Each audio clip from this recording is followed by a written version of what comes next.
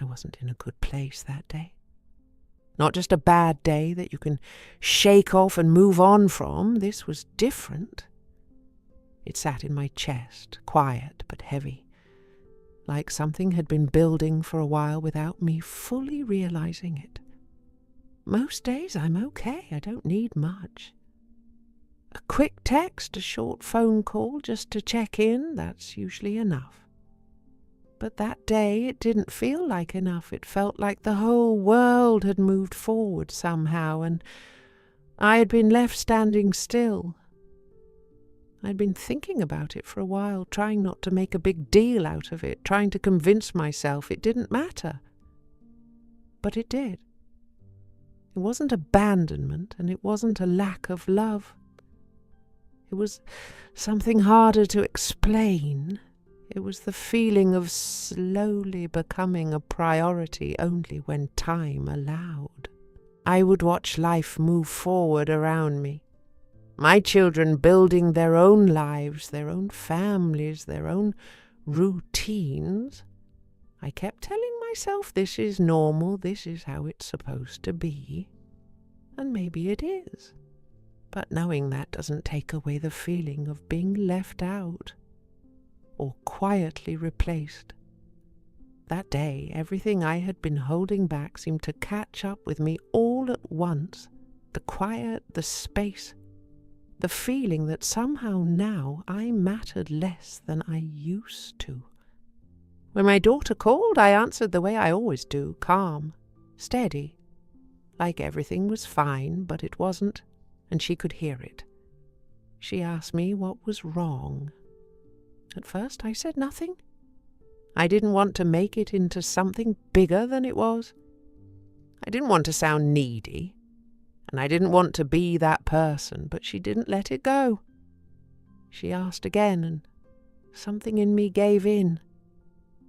Everything I'd been holding back came out, not perfectly and not calmly, but honestly. I told her how it felt, how it seemed like everyone had time, just not for me. How I watched her give so much of herself to everyone else, her husband's family, her friends.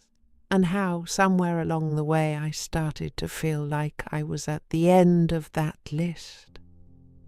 I wasn't trying to hurt her, but I knew I did, because sometimes pain doesn't come out gently.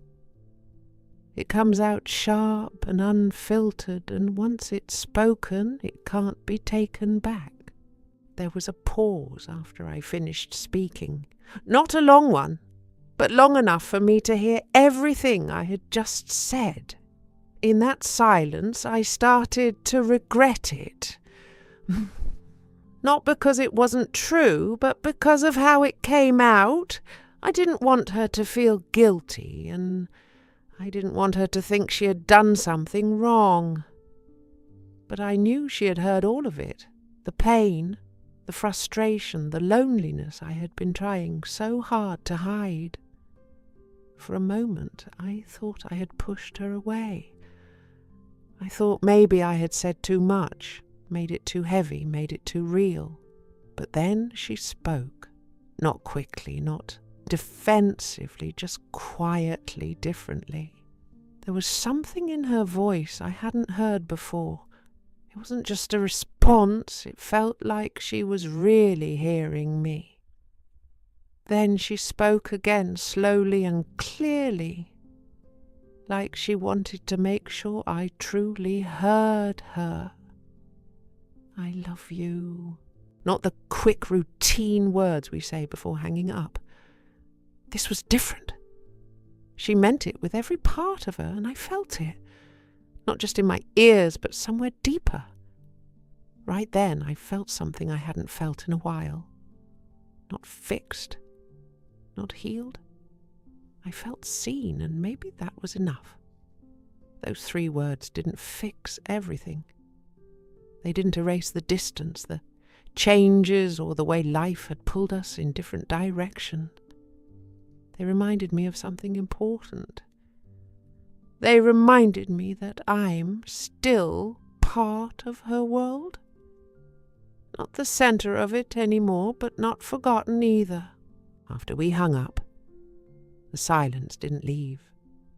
It stayed not peaceful, but lingering like something unfinished. We texted a few times after that. Nothing big, just careful word. She told me she felt awful, that her anxiety was bad.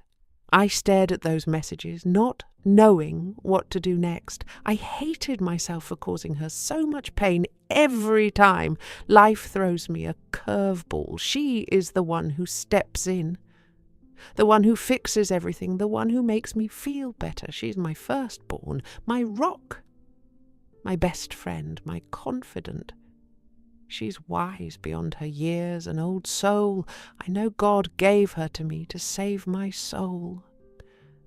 Part of me wondered if maybe she really saw me, not just as her mother, but as a person who sometimes still needed her too. I tried to pull back. I told myself to let it go, that she has her own life now, that she's busy, that it's normal. And maybe it is. But knowing something is normal doesn't make it hurt any less. I don't want all of her time. I don't want to take her away from her life. I just want a small piece of it. Something that still feels like it belongs to us. It's hard watching her being pulled in so many directions, needed by so many people, as I wait for whatever time is left.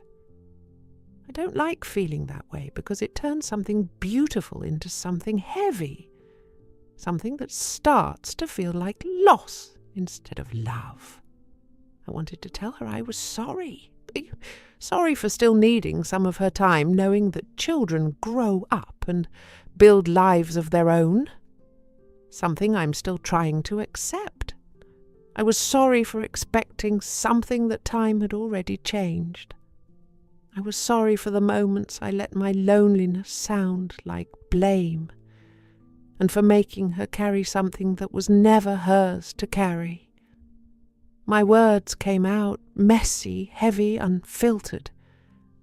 I had told her how I felt, how some days feel longer than they should, how silence can feel louder than noise, how even when life is full around me, I can still feel alone inside it. And maybe that's what this stage of life is. Not losing the people you love, but learning how to hold on to them in a different way